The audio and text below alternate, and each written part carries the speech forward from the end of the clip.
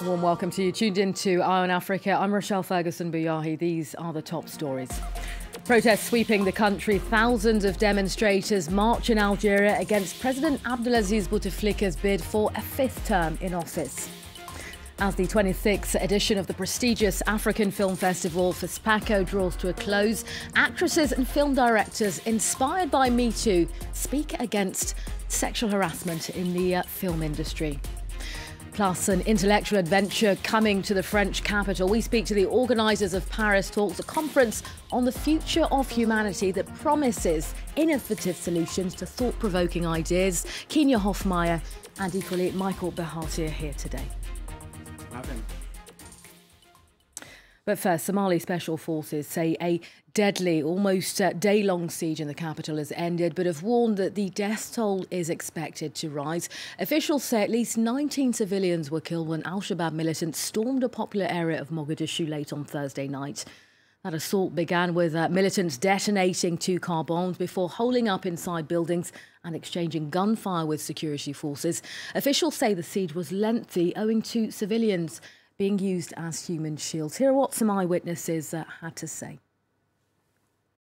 I saw a luxury car speeding towards the hotel, and then an explosion shook the whole area. While I was driving my rickshaw on this road, I saw many people fleeing, and the big blast occurred soon after that.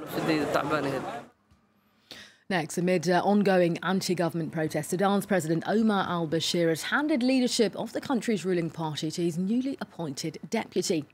Ahmed Haroun will serve as the acting chief of the National Congress Party. That's until a new party president can be elected.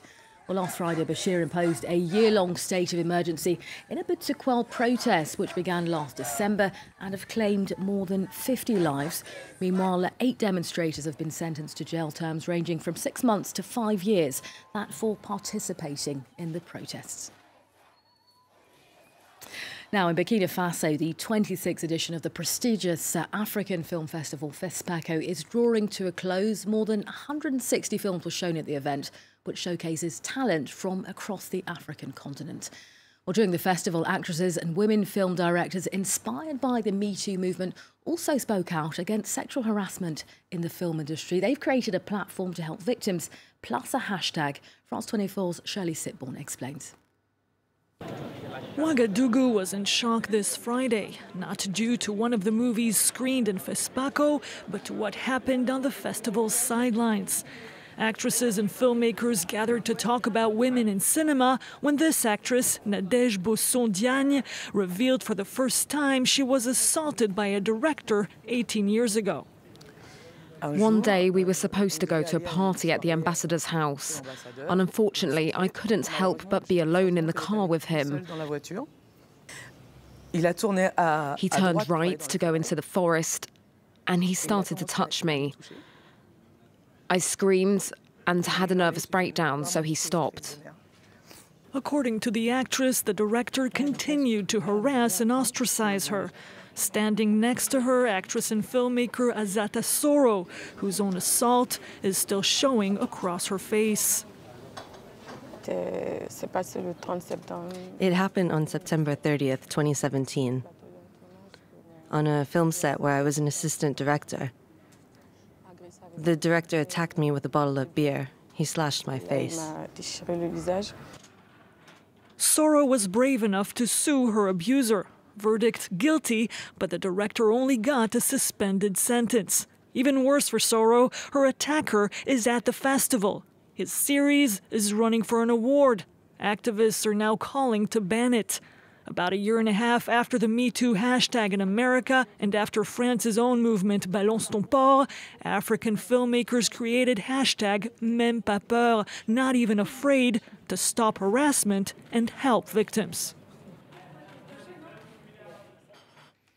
In other news on the continent, tens of thousands of Algerians took to the streets across the country this Friday to protest a bid by President Abdelaziz Bouteflika to seek a fifth term in office.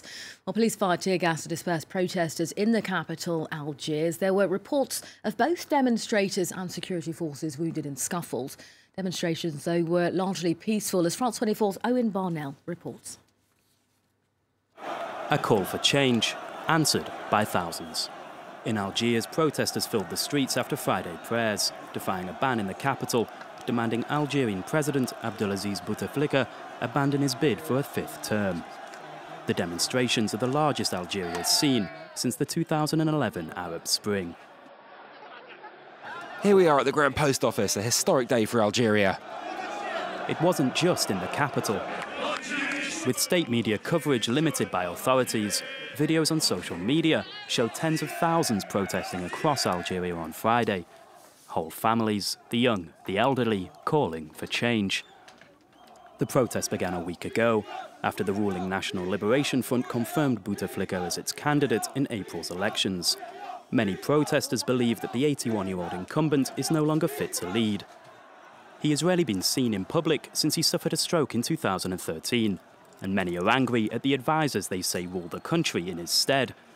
Though protesters and opposition politicians are on the same page about Bouteflika stepping aside, no single candidate has managed to emerge as a serious challenger. Well, to bring you some more on those protests in Algeria, I'm joined here in the studio by France 24's Miriam Amel. Hello, thanks for being with us, Miriam. It looks like for many of the demonstrators we saw in those images, a 5th, term in office for Bouteflika is one too many. It seems to be growing. Where can this movement go from here, Miriam? I think that first we must say that the protesters have achieved their objective, that is peaceful demonstrations, peaceful show of force against President Bouteflika's 5th consecutive mandate. Now it's very difficult to say how it will evaluate. We're waiting for another answer. How will the regime will react to this show of force of today? Because the aim today was to organize this show of force to prevent President Bouteflika to be a candidate. And the deadline for filing candidacy is on Sunday. And the majority of those protesters are convinced that they will have to prevent President Bouteflika from being candidate, because we have the answer of the regime. The regime's answer was given before today's demonstrations. The answer was that, okay, you have the right to demonstrate, it's legitimate, but if you are against President Bouteflika's 5th consecutive mandate, you will have to go and vote against President Bouteflika. But this generation, those protesters are convinced that if President Bouteflika is candidate, he will win the election. They are convinced that the future elections won't be transparent. And for them, the only aim is to prevent him from being candidate. We'll have the answer on Sunday. Concerning the demonstrations, I think that they will still call for peaceful demonstration, because the country has experienced violence on the past, and they don't want to reproduce this violence. They want to go on. OK, Miriam, as you say, all eyes on Algeria, certainly for Sunday, to see where this movement can go. For now, though, Miriam, thank you.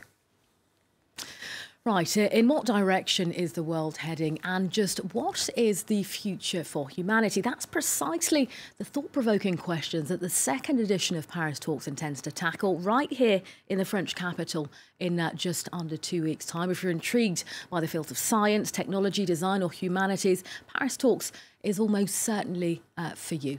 Well, here to tell us more, I'm joined in the studio by organisers Michael Behati and Kenya Hoffmeyer. Wonderful to have you with us. Thanks for having us. Thanks for coming in. A first question to you, Michael. You are essentially the brains behind Paris Talks, let's say. You describe Paris Talks as an intellectual adventure. What's this year's theme? Paris Talks this year is going to focus on the future of conflict, both locally and globally.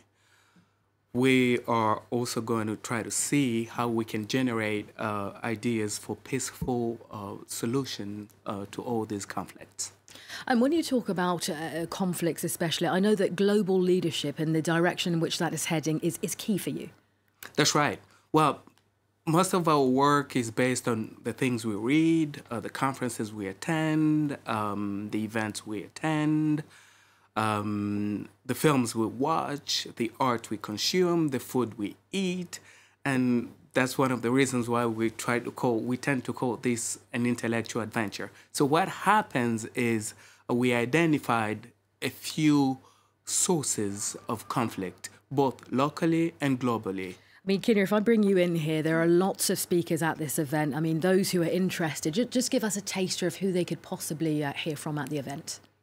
Well, first and foremost, we're very excited this year to have Dr. Lucina Zerbo, who is the Executive Secretary for the Comprehensive Nuclear Test Ban Treaty Organization, give the keynote for Paris talks.